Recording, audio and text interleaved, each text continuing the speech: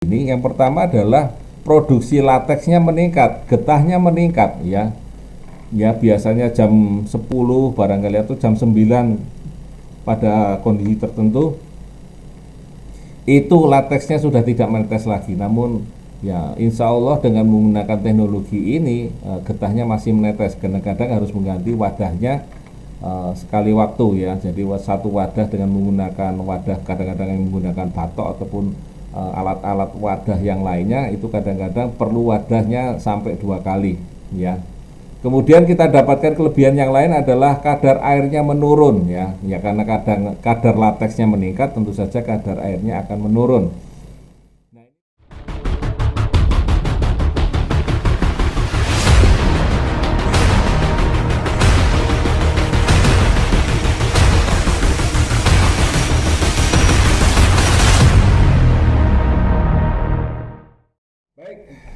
Semangat pagi. Assalamualaikum warahmatullahi wabarakatuh. Pada mitra-mitra semua, teman-teman semua, sahabat-sahabat agro semua dimanapun Anda berada. Kali ini tema yang akan saya bawakan adalah tanaman karet ya, tanaman karet. Dan ini adalah bentuk short version karena ini nanti cakupannya, penjelasannya banyak di bagian pupuk ya. Bagian pupuk juga pada bagian tanah hama penyakitnya. Nah, karet alam yang dibutuhkan ya, karena memang ada karet sintetis, namun saat ini masih tetap dibutuhkan yaitu karet alam yang biasanya dibuat ban dan lain sebagainya. Jadi masih membutuhkan komponen karet alam ya, masih dibutuhkan komponen karet alam untuk pembuatan ban dan lain sebagainya. Nah teman-teman semua, mitra-mitra semua dimanapun Anda berada, ada 6 langkah sukses dalam budidaya karet ini ya. Yang pertama adalah syarat tumbuh, klon-klon karet yang recommended, kemudian bahan tanam ataupun bibitnya, persiapan tanaman, kemudian pemeliharaannya yaitu pupuk dan hama penyakitnya, serta nanti penyadapan atau saat panennya. Namun sebelum saya lanjutkan untuk langkah-langkah ini ya, barangkali ada yang belum kenal dengan saya adalah Adi Nugroho yang mengawal produk-produk agro dan hama penyakit pada PT Natural Nusantara. Nah teman-teman semua, sahabat semua, kita mulai. Yang pertama adalah syarat tumbuh tanaman karet ya, syarat tumbuh tanaman karet.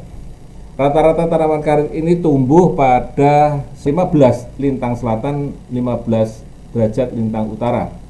Curah hujan yang diinginkan tanaman karet ini sekitar 1.500 hingga 3.000 mm per tahunnya. Tinggi tempat adalah 0 sampai 200 meter di atas permukaan air laut. Ya, kecepatan angin ini sangat penting yaitu maksimum 30 km per jam. Kemudian kemiringan ya kurang dari 10%. pH yang diinginkan sekitar 4,3 sampai 5. Jadi masih bisa pada tanah-tanah yang situasinya agak sedikit asam. Ya, ini adalah syarat tumbuh, sebagian syarat tumbuh daripada tanaman karet. Kemudian klon-klon karet yang direkomendasikan ini tergantung dengan apa yang ingin diharapkan. Ya, klon untuk hanya penghasil lateks, artinya tanaman yang tidak diambil kayunya, maka ada beberapa jenis di sini yaitu BPM 24, 107, IRR 104 dan sebagainya. Sedangkan untuk yang diambil lateksnya dan kayu, jadi ada 2 yang diambil lateksnya dan kayu, ada BPM, ada RRIC, ada Afros dan sebagainya. Kemudian yang banyak nanti diambil kayunya saja ya, jadi ada yang diambil getahnya namun beberapa tahun saja. Kemudian sisanya nanti akan diambil kayunya yaitu IRR 70, 71, 72, 78 ya.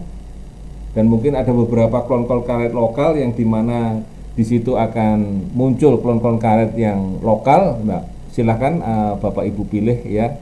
Silakan Bapak Ibu pilih tergantung kearifan lokal setempat ya. Kadang-kadang di daerah-daerah sentra-sentra karet di beberapa tempat, beberapa rujukan itu memang ada beberapa klon-klon yang recommended yang bisa ditanam untuk daerah sekitarnya atau lokal.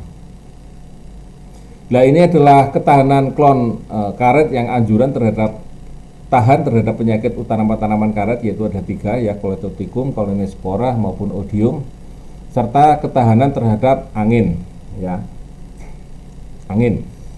Ya, karena ini sangat penting pada tanaman karet, karena pada tanaman-tanaman tertentu begitu usia sudah di atas 10 tahun dan anginnya cukup kencang di atas 30 km per jam, maka kecenderungan tanaman karet ini adalah doyong atau miring, ya. Dan kalau sudah miring, maka yang agak kesulitan nanti adalah di bagian penderesnya ataupun pada saat panen getahnya.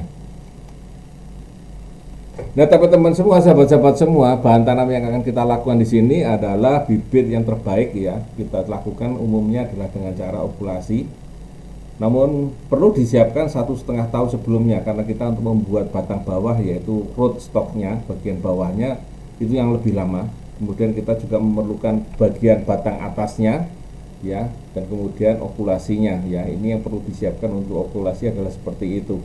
Bahan batang bawah dan bahan bagian atas ya. Ini ada yang menggunakan cara yang terbaik klon karet saat ini adalah seperti itu ya. Kemudian persiapan tanaman atau persiapan penanamannya, sebagaimana kita membuat kebun seperti biasanya, baik pada tanaman sawit ataupun tanaman yang lainnya, coklat dan lain sebagainya, kita memerlukan ada yang land clearing, ada land clearing 100%, ada yang land clearing tidak 100% ya. Pembukaan lahan ini tergantung dari tanaman apa yang kita budidayakan ya. Oleh karena itu ya, persiapan lahan ini ya, seperti pada umumnya kalau karet ini hampir serupa atau sama dengan tanaman land clearing pada tanaman kelapa sawit ya.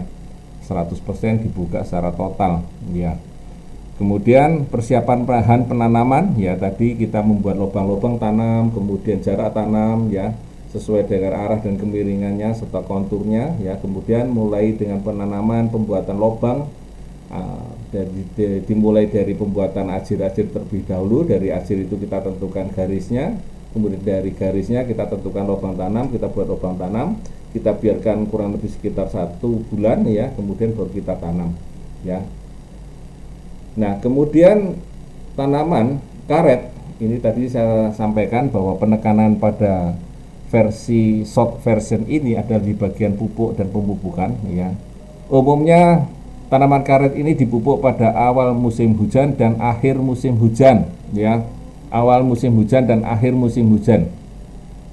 Biasanya awal musim hujan adalah bulan-bulan Juli ataupun Agustus, dan akhir musim hujan adalah bulan Januari ataupun Februari. Namun ini tergantung pada situasi lokal setempat ya. Jadi ada beberapa pembeda, kadang-kadang ada yang berbeda di berbagai daerah. Jadi prinsip dasarnya kita melakukan pemupukan ini ya, dengan 2 kali pemupukan ini rata-rata di awal musim hujan dan akhir musim hujan. Nah, pupuk yang kita gunakan ada pupuk makronya, yaitu pada tanaman yang belum menghasilkan ya, yaitu tanaman yang belum menghasilkan umur 1-5 tahun ya. Karena nanti kalau kita sudah menggunakan dengan teknologi NASA, rata-rata umur tanaman ini berkurang ya. Umur tanaman pada tanaman belum menghasilkan yang rata-rata 5 tahun, maka dengan menggunakan teknologi NASA ini bisa hanya 4 tahun ya, untuk mendapatkan lingkar batang 45 cm. Nah, penggunaan pupuk makronya ini seperti yang tertera pada tabel. Ada pupuk dasar dari awal ya, sebelum tanam pada lubangnya kita berikan pupuk dasar. Kemudian umur 1-5 tahun seperti pada tabel seperti ini dengan frekuensi 2 kali per tahun ya. Jadi ini pupuk untuk 1 tahun. Jadi nanti kalau 2 kali berarti kita bagi 2 ya. Kemudian untuk tanaman menghasilkan ya, ini adalah umur 6-15, 16-25 dan di atas 25 tahun. Ya, pupuk yang direkomkan adalah seperti yang tertera pada tabel di sini ya. Ini adalah pupuk makronya dan biasanya diberikan sampai umur 5 tahun. Nah, kemudian pada tanaman menghasilkan dimulai dari umur 6 tahun ke atas ya.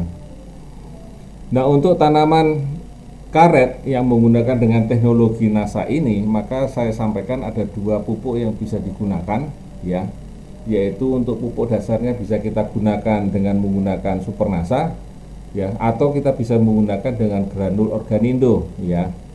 Ada tambahannya lagi untuk tanaman TBM yang masih bisa disemprotkan, kita bisa tambahkan dengan POC-NASA maupun hormonik. Ya, mungkin di tahun-tahun pertama payung 1, kalau payung 2 rasanya sudah agak repot ya.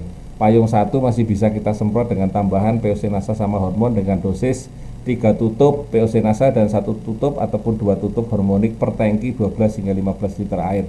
Ini kita bisa semprotkan setahunnya antara 4 sampai 7 kali ya. Nah, untuk pupuk di bagian bawahnya kita berikan Supernasa ya, untuk pupuk dasarnya 6 sampai 7 kilo ya, 6 sampai 7 kilo ya per hektar per kali aplikasi. Sedangkan pupuk granul yang kita gunakan 5 sampai 6 sak per hektar per aplikasi. Jadi kalau aplikasinya 2 kali tinggal kita kalikan 2 kali, kalau aplikasinya 3 kali kita tinggal kalikan 3 kali dalam setahun.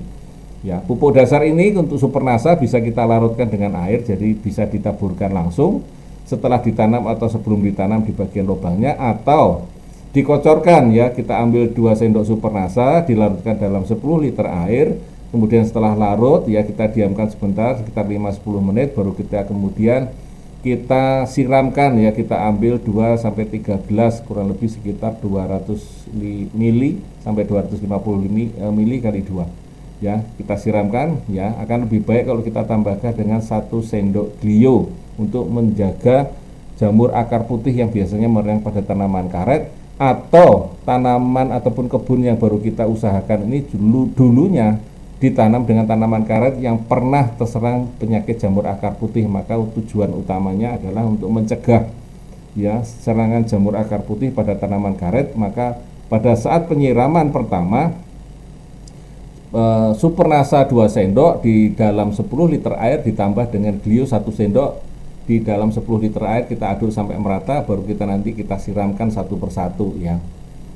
Ya, satu persatu. Maka nanti jumlahnya untuk pemupukan dasar ini bisa sedikit diulang beberapa kali ya, untuk membantu percepatan pembentukan generatifnya ataupun akarnya. Nah, untuk penggunaan granulnya ini juga ditaburkan ya, bisa ditaburkan seperti itu ya, untuk pemupukan dasarnya. Kemudian umur 1 tahun, 2 tahun, 3 tahun, dan cukup 4 tahun ya, karena beberapa kesaksian menyebutkan bahwa umur 4 tahun ini diameter batangnya sudah mencapai sekitar 45 cm. Kemudian pemakaian glio dan pemakaian BVR ini tergantung dari kondisi setempat ya. Kalau mungkin ada banyak hamanya, bisa kita tambahkan penyemprotan di atas, atau mungkin nanti dengan banyaknya jamur di bagian atas nanti kita singgung di hama penyakit. Jadi glio ini bisa dipakai untuk mencegah jamur akar putih dan jamur-jamur lainnya yang berada di bara akaran, juga untuk membantu serangan jamur yang ada di bagian atas ataupun daun tanaman karet ya. Ini adalah pada tanaman yang belum menghasilkan ya. Untuk tanaman yang sudah menghasilkan ya, kita berikan Supernasa 6 sampai 7 kilo per hektar per aplikasi. Kemudian kalau umur 16 sampai 25, 6 sampai 9 kilo per hektar per aplikasi. Jadi kalau setahun kita berikan 2 kali, maka kita kalikan 2. Kalau setahun kita berikan 3 kali, kita kalikan 3 ya, termasuk nanti granulnya ya, 5 sampai 7 sak per aplikasi, per hektar per aplikasi, 5 sampai 7 sak per hektar per aplikasi ya. Nah, bisa nggak ini dicampur dengan pupuk makronya? Bisa ya, jadi bisa dicampurkan dengan pupuk makronya untuk mengurangi tenaga kerja pemupukan. Jadi dicampur terlebih dahulu baru kemudian ditaburkan ya.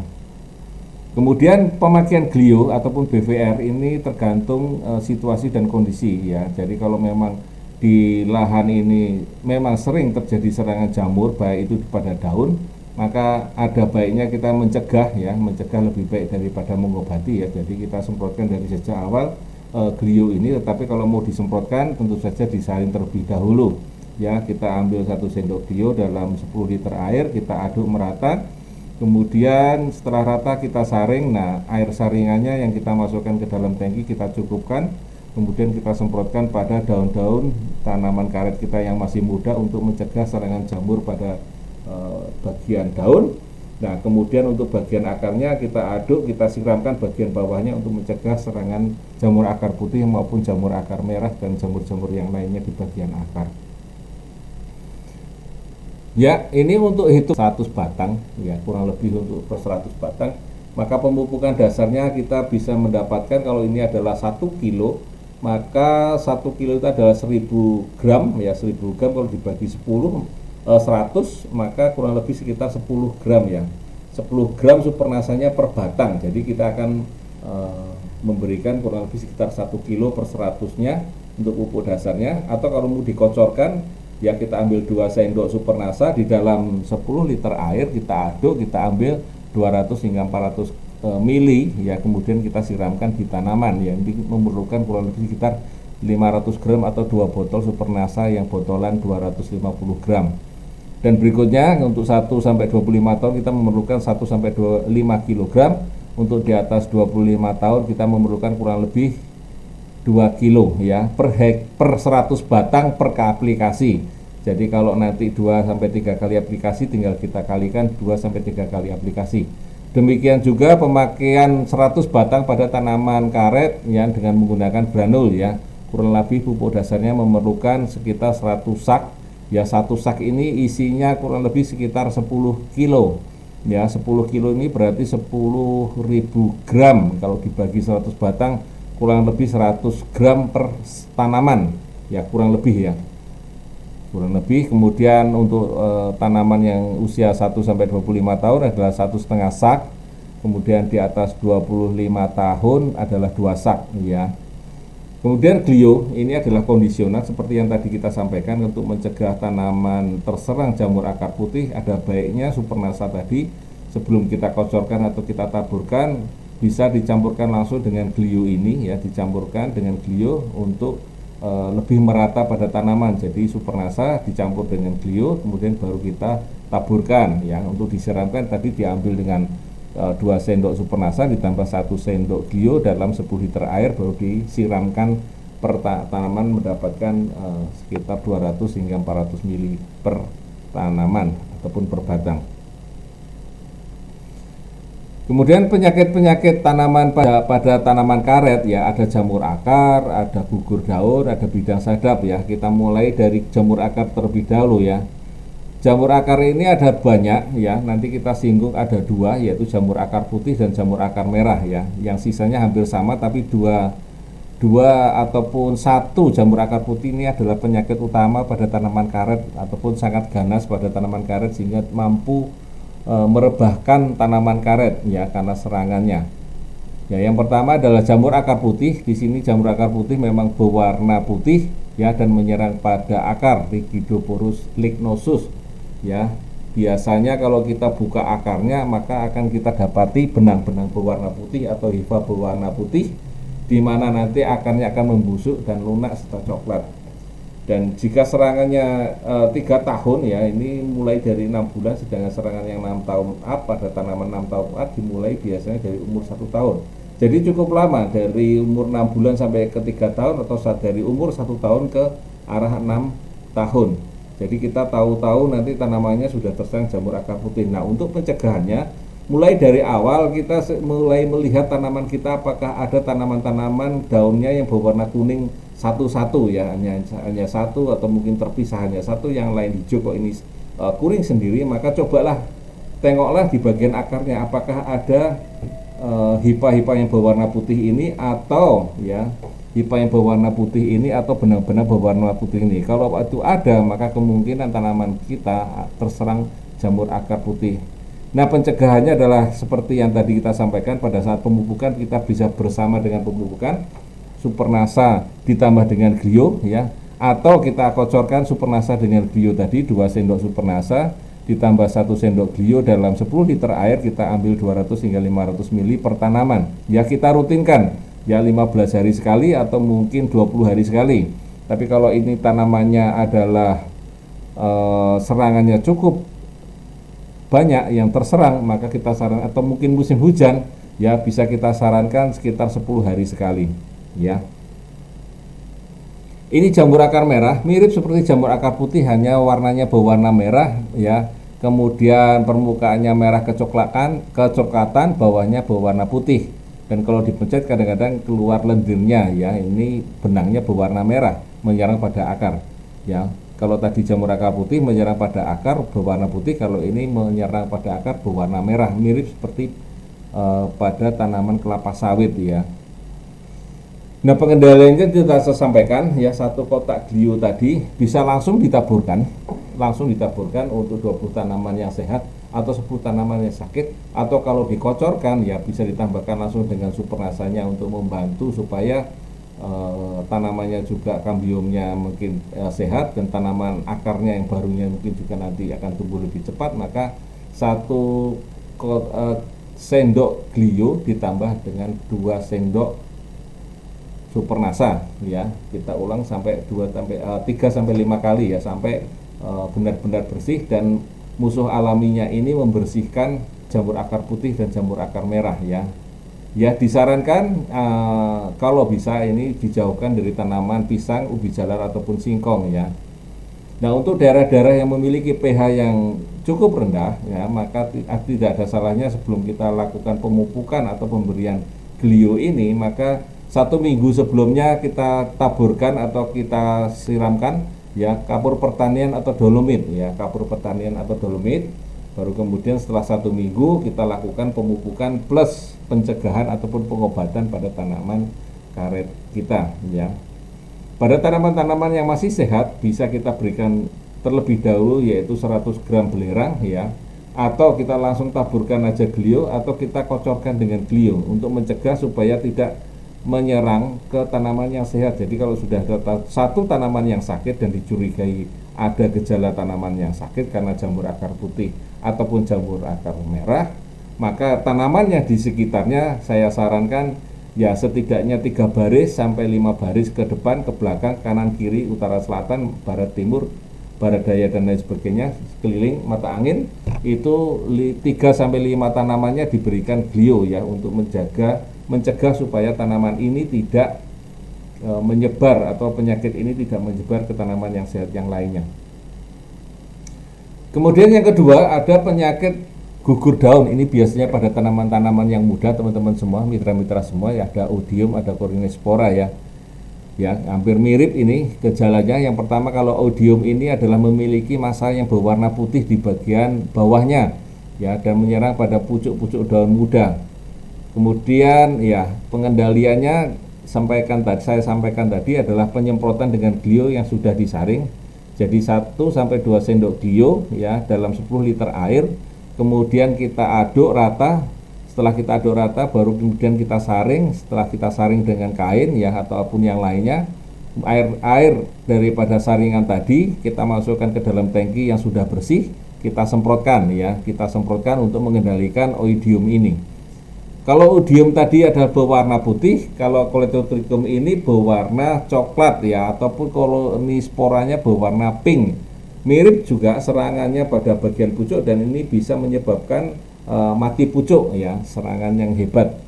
Coledotrichum ini bisa menyebabkan tanaman bisa mati. Jadi yang satunya tadi adalah massa berwarna putih, yang ini massa jamurnya berwarna pink atau merah jambu. Dan ini dua-duanya juga berbahaya. Oleh karena itu semprotkanlah secara rutin glio yang sudah disaring ya, mulai dari sejak tanam atau daerah-daerah lahan-lahan yang di sekitarnya juga sudah terserang penyakit gugur daun ini, maka sering-seringlah disemprotkan glio ini ya, utamanya pada musim hujan ya, ataupun sebelum musim hujan sebaiknya disemprot dengan glio yang sudah disaring. Sama seperti tadi, pengendaliannya adalah kita semprotkan dengan glio, dan untuk menambah supaya titik tumbuhnya juga berkembang maka ditambahkan dengan supernasa. Jadi supernasa ini bisa dicampur dengan glio kemudian ditebarkan, atau kita langsung lakukan dengan cara adalah supernasa ini dilarutkan dulu terhadap air, kemudian 2 sendok supernasa ditambah dengan glio ya, ini bisa disemprotkan utamanya di bagian bawah ya, di bagian bawah ataupun bagian pucuk yang pucuk yang terserang ya. Ini jadi kalau glionya di bagian bawah atau model dengan disemprotkan. Tapi kalau untuk mengendalikan Coledotrichum ya, glionya kita semprotkan di bagian atas, supernasanya disemprotkan pada bagian bawah ya. Jadi ini bisa dicampurkan untuk mengendalikan jamur pada bagian bawah, Supernasa dicampur dengan glio.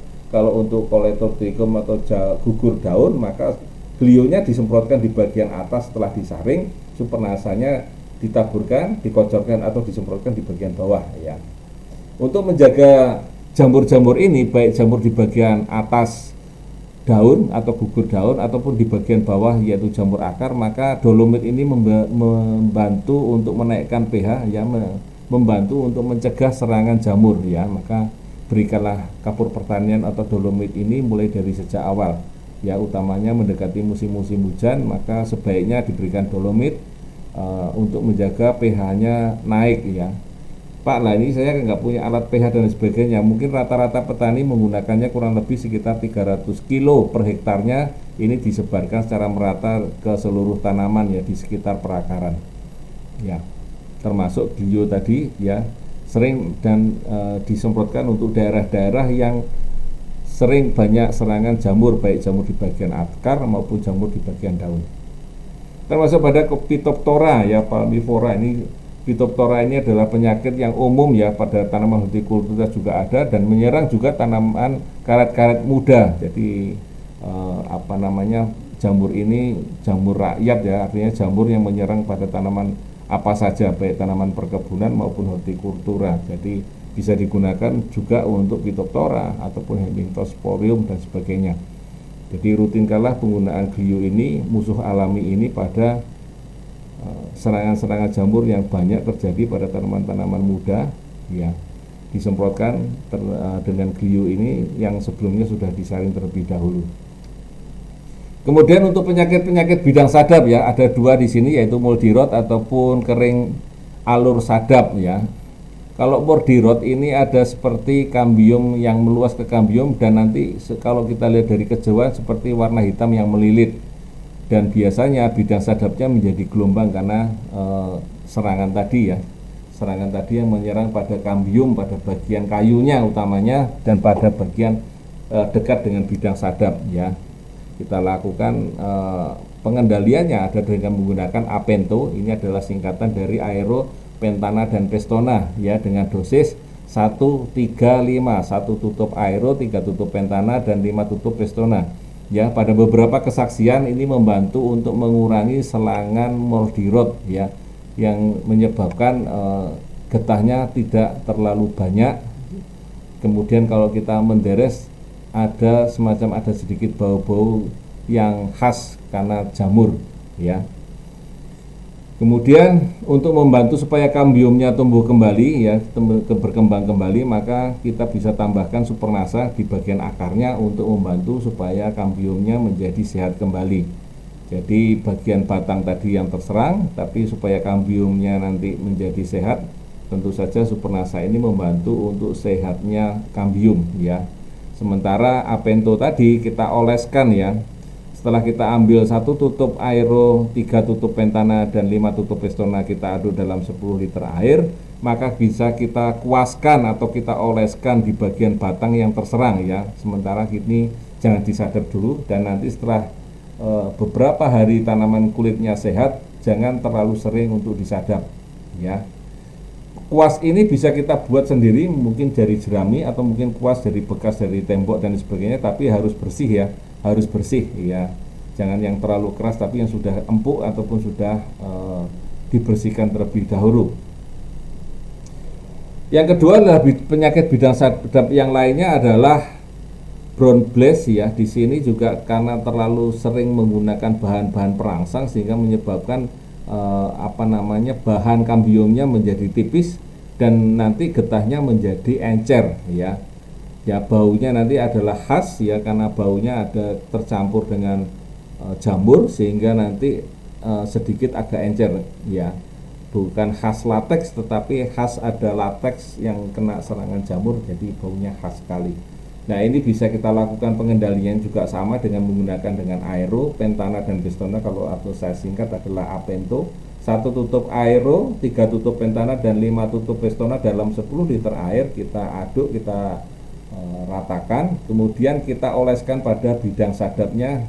Dan untuk sementara sebaiknya pada tanaman tadi atau batang tadi penderesannya agak dilonggarkan dulu atau jangan dideres dulu ya.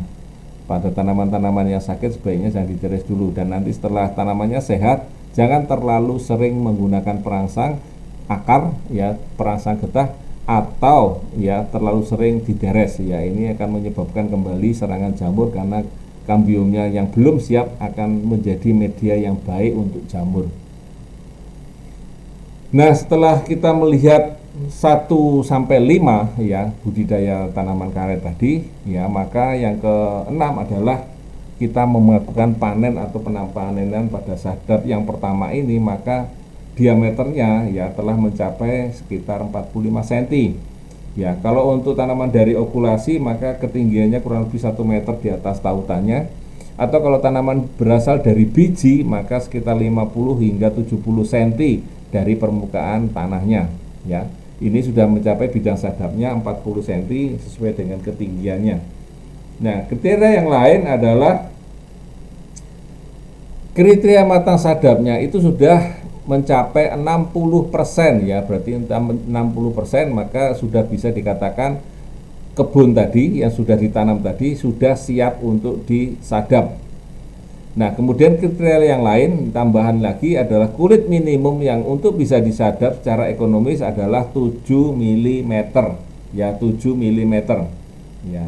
Itu dengan alat kita bisa melihat bahwa ketebalan kulit ya, ketebalan kulit sebelum sadap adalah minimal 7 mm.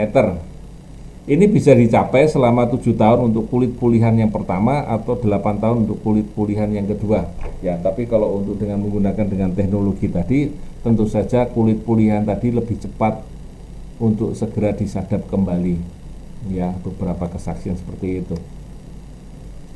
Lalu kelebihan apa lagi yang didapatkan dengan menggunakan pupuk berteknologi ini? Yang pertama adalah produksi lateksnya meningkat, getahnya meningkat ya. Ya, biasanya jam 10 barangkali atau jam 9 pada kondisi tertentu itu lateksnya sudah tidak menetes lagi. Namun ya insya Allah dengan menggunakan teknologi ini getahnya masih menetes. Kadang-kadang harus mengganti wadahnya sekali waktu ya. Jadi satu wadah dengan menggunakan wadah, kadang-kadang yang menggunakan batok ataupun alat-alat wadah yang lainnya, itu kadang-kadang perlu wadahnya sampai 2 kali ya. Kemudian kita dapatkan kelebihan yang lain adalah kadar airnya menurun ya. Ya, karena kadar lateksnya meningkat, tentu saja kadar airnya akan menurun. Nah, ini pada saat trek, yaitu saat dimana kekurangan air, kadang-kadang karet tidak mengeluarkan getahnya. Namun dengan teknologi NASA ini, karet masih tetap mengeluarkan getahnya. Ya, tanamannya menjadi sehat ya karena pupuknya cukup, lengkap dan berimbang, dan tentu saja akan berumur panjang, dan deresannya juga masih tetap stabil. Nah, kemudian ada tambahan lagi ya, dari beberapa kesaksian kita bisa dapatkan adalah proses pemasakan lateks atau getah ini menjadi lebih cepat ya, karena nanti kan akan dicampur dengan bahan-bahan yang lainnya, kemudian dimasak ya, diasapkan, dikeringkan. Nah, prosesnya yang tidak menggunakan teknologi pemupukan dari NASA ini rata-rata bisa mencapai sekitar 4 atau 5 jam atau bahkan 6 jam ya. Sementara dengan menggunakan teknologi NASA ini kadang ada yang bisa mencapai 3 jam ya. 3 jam saja sudah bisa diiris dan kemudian dikeringkan. Jadi ini adalah kelebihan-kelebihan daripada penggunaan teknologi pemupukan dengan menggunakan NASA, teknologi NASA. Saya rasa itu yang bisa saya sampaikan teman-teman semua, mitra-mitra semua ya. Ini tentang tanaman karet ya. Nanti kita ketemu di episode ataupun tema-tema yang lainnya ya. Nanti kita akan bicara tentang tanaman-tanaman yang lainnya. Barangkali mungkin ada request, silakan kita ditaruh di kolom komentar. Terima kasih. Tetap menjaga kesehatan dan semangat pagi.